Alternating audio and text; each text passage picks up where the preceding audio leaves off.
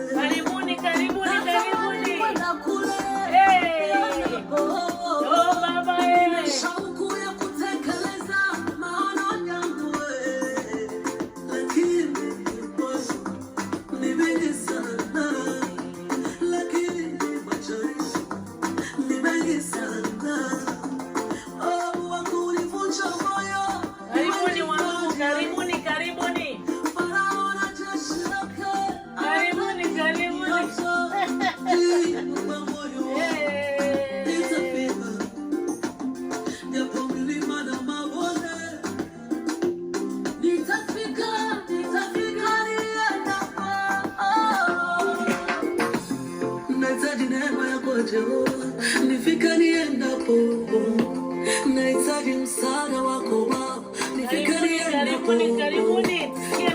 nishike mkono. Nifika niendapo, jibu kwa moyo wangu.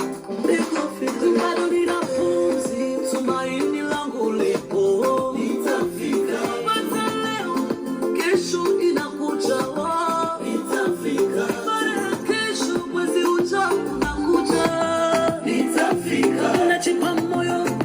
kesho nitafaulu. Hata kama jaribu lako lilikuwa gumu, wewe utafika tu. Huruma ya Mungu imekutafuta leo, utafika. Hata kama mapito yalikuwa ni mengi kwako, utafika tu. Wema wa Mungu umekutafuta leo, utafika tu. Nikufika wewe, utafika tu.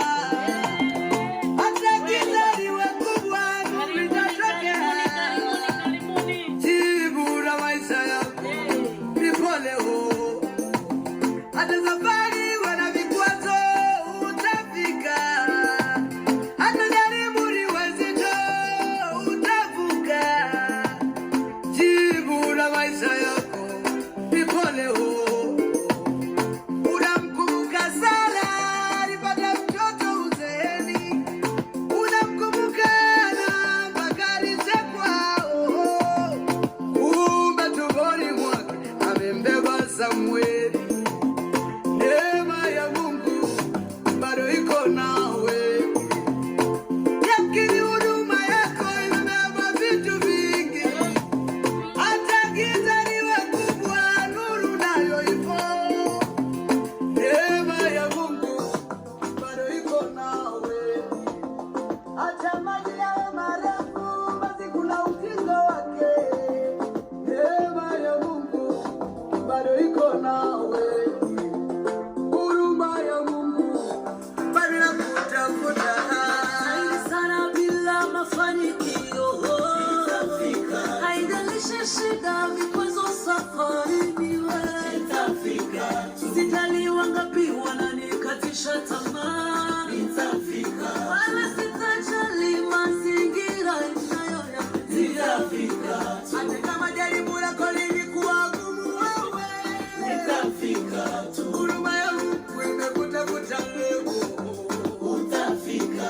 Hata kama mapito yalikuwa ni mengi kwako, utafika tu. Wema wa Mungu umekutafuta leo, utafika tu. Nikufika wewe, nitafika tu.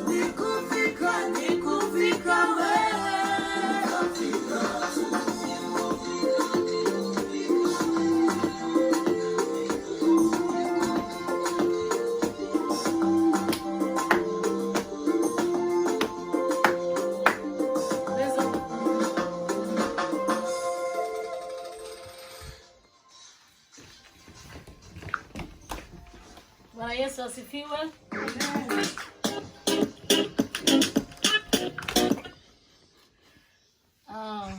Na wasalimu tena katika jina la Bwana wetu Yesu Kristo. Na wapenda wa ndugu wapenzi, sio kwa sababu nyingine bali ni kwa ajili ya Yesu Kristo, ndio maana nasimama hapa leo na nataka kuwatangazia habari za huyu Yesu Mnazareti ambaye aliyekufa kwa ajili yetu, aliyetuokoa sisi, mimi na wewe. Ndio sababu ya mimi kuwa hapa. Bila kukawia, naenda kujitambulisha kwa majina yangu. Naitwa Evangeliste Clemence Lubungo. Ni mtumishi wa Mungu, niko mjakazi wa Bwana, nampenda Mungu. Karibuni wa ndugu, ndio sababu niko hapa kwa siku ya leo. Bila kukawia, tutaenda kuangalia somo letu la leo. Tutaenda kuangalia, tutasema kuhusu rafiki wa ukweli ni nani. Rafiki wa ukweli ni nani? Unaweza kuwa na rafiki yako wa kike au wa kiume muamini sana, ukampa siri zako za maisha, ukajitoa kwake ili wewe upate kumsaidia na yeye msaidizane katika mambo fulani. Lakini utaona ghafla anakugeukia, utaona ghafla anabadilisha msimamo wake. Unajiuliza ni kwa nini, lakini unasababu unajua kwamba unasema ni nini yenye ulifanya, unashindwa, unatafuta chanzo cha ugomvi ya wewe na yeye, unakikosa. Kwa sababu nini? Rafiki wa mwanadamu ni rafiki tu. Sasa rafiki wa ukweli tutampata wapi? Wandugu wapenzi, ni uchungu sana kujua kwamba rafiki ambaye ulimtumainia, ulimsaidia hata pesa, labda ulikuwa ulimsaidia hata watoto wake, ulimpata pesa za kulipa nyumba, matatizo mengi sana mlisaidizana, yani ukakuwa msaada kwake zaidi, ukajitoa, umeficha hata siri ambazo ungemwambia mume wako, lakini ukampa yeye rafiki, ukasema huyu ndo atanihifadhi, atanisaidia katika mashauri. Ghafla usishangae kesho unamkuta yeye ndo anakuwa mke wenza. Yeye anageuka, mambo namwambia yote anaenda kumwambia mume wako, na kesho unakuta ndoa inakufa, kesho yeye ndo anaingia katika ujumba. Sasa rafiki wa kweli tutampata wapi? Tutaenda kuangalia katika Biblia yetu, Zaburi 55 mstari wake wa 12 hadi 14. Tutasoma katika maandiko matakatifu tujue nini inatuambia siku ya leo. Tutaenda kusoma Zaburi yake 55 mstari wa 12. Tunasoma katika jina la Yesu. Kwa maana aliyetukana si adui, kama ndivyo ningevumilia. Aliyejitukuza juu yangu siye anichukiaye, kama ndivyo ningejificha asinione. Bali ni wewe mtu mwenzangu, rafiki yangu, niliyejuana nawe sana. 14 nasema, tulipeana mashauri matamu na kutembea nyumbani mwa Mungu pamoja na mkutano. Amena.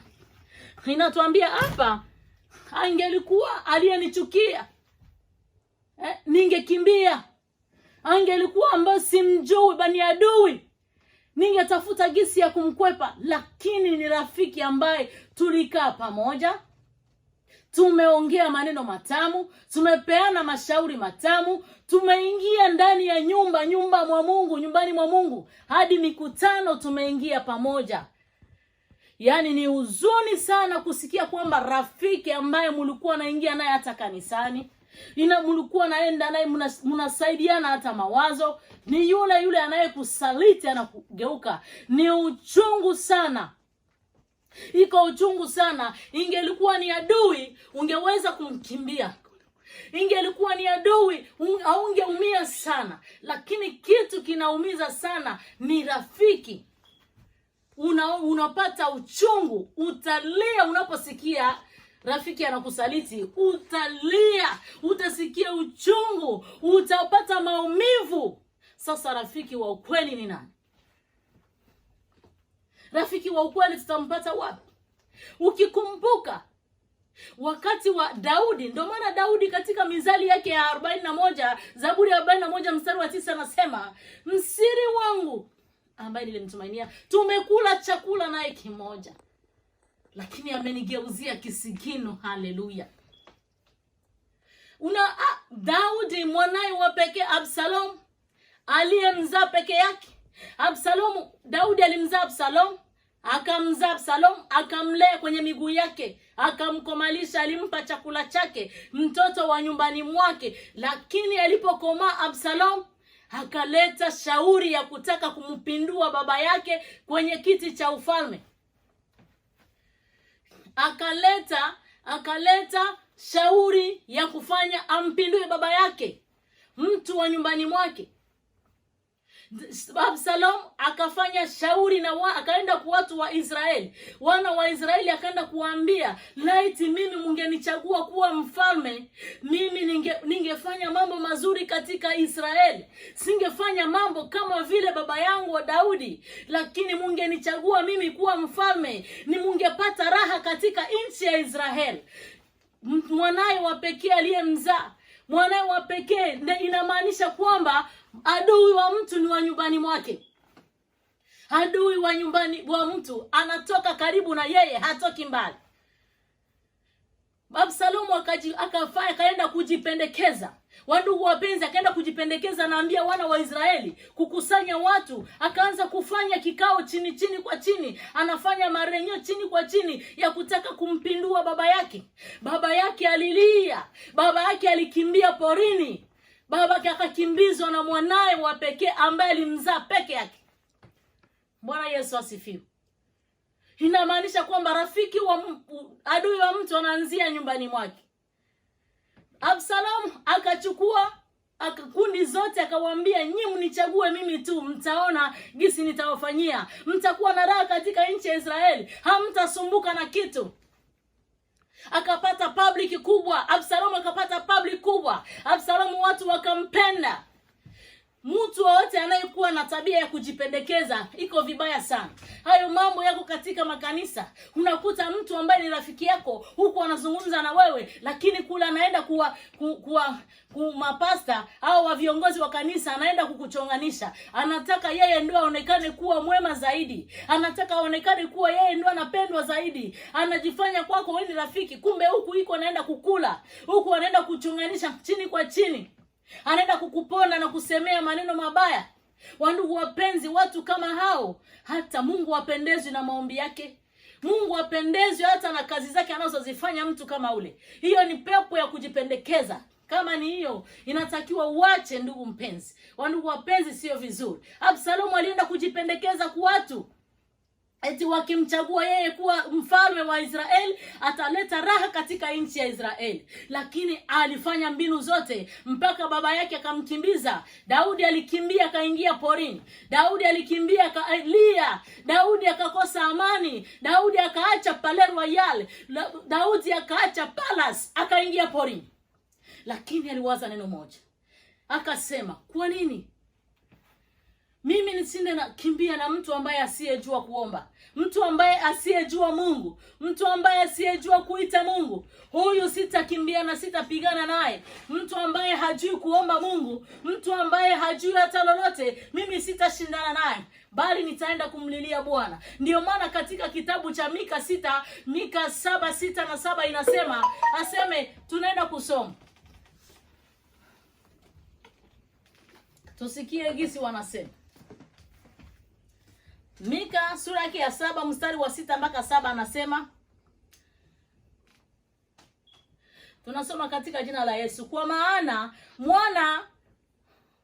mwana humwaibisha babaye, na binti huondoka ashindaye na mamaye, na mwanamke aliyeolewa hushindana na mavyaye.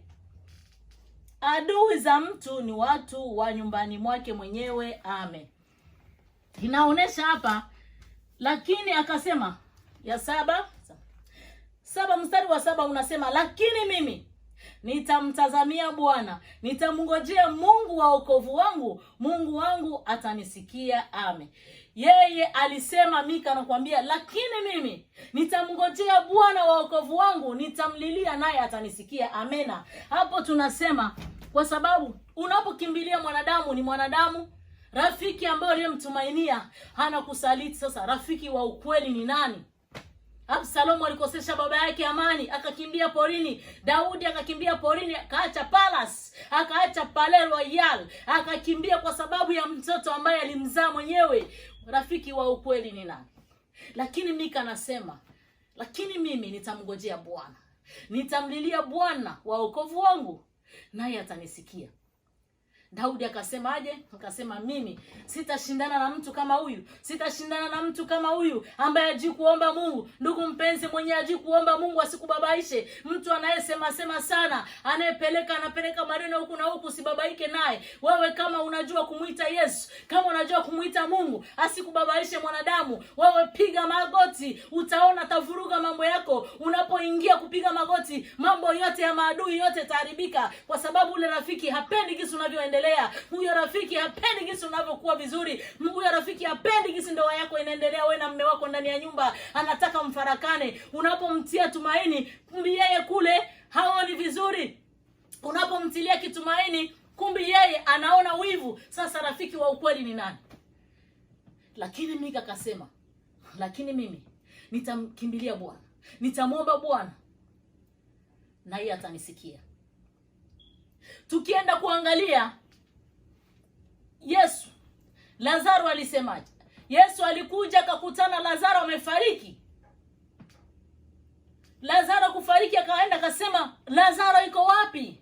Wadada zake Martha na Maria akamwambia, rafiki yako amekufa. Haleluya. Pale tunataka kwenda kuona sasa rafiki mzuri ni nani. Akamwambia, Lazaro amekufa na siku 4. Yesu alisikia habari, akalia uchungu, akasema, mnionyeshe yuko wapi.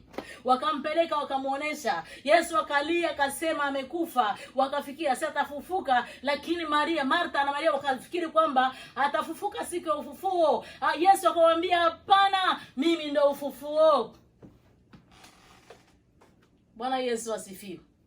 Lakini alimuita rafiki mzuri, alimuita tu Martha, akamuita Lazaro, njoo, Lazaro njoo. Lazaro akatoka mara moja. Wa ndugu wapenzi, kumbe rafiki mzuri ambaye anakupenda mpaka kufa alimuenda akamuita Lazaro, njoo. Rafiki wa ukweli ni Yesu peke yake. Usitegemee mwanadamu.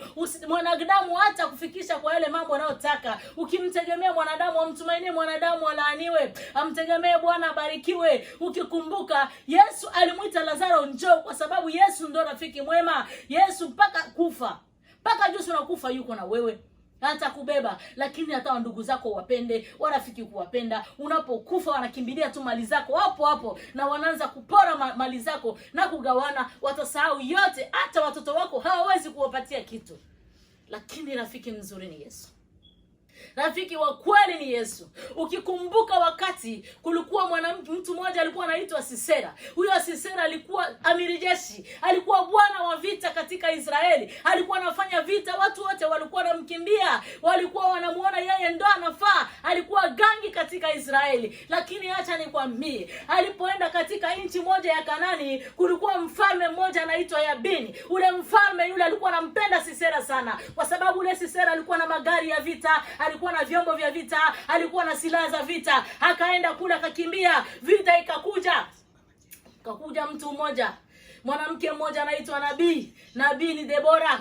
Huyo Nabii Debora akamwambia Baraka, nenda kupigana na vita, uende pigana na Sisera, kwa sababu Mungu ameshaniambia kwamba Sisera atawekwa katika mikono ya mwanamke. Bwana Yesu asifiwe sana. Amen.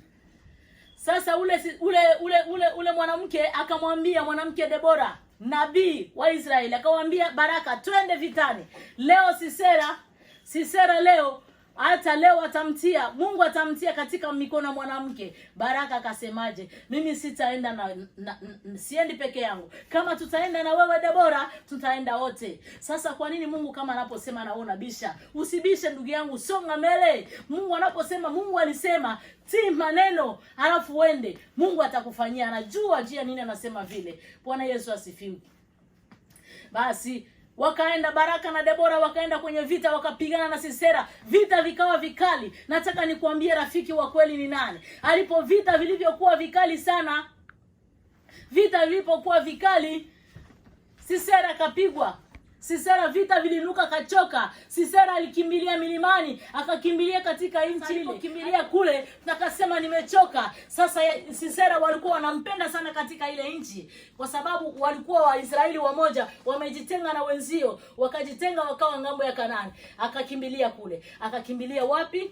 Alikimbilia kwa mwanamke. Sisera alikimbilia kwa mwanamke. Alipokimbilia kwa mwanamke, akasema unitie kwanza hapa nipumzike. Ule mwanamke akamkaribisha, akasema kweli alimkaribisha. Alipoingia ndani ya nyumba Sisera, ule mwanamke akamjia, akampa na maji, akumpa maji.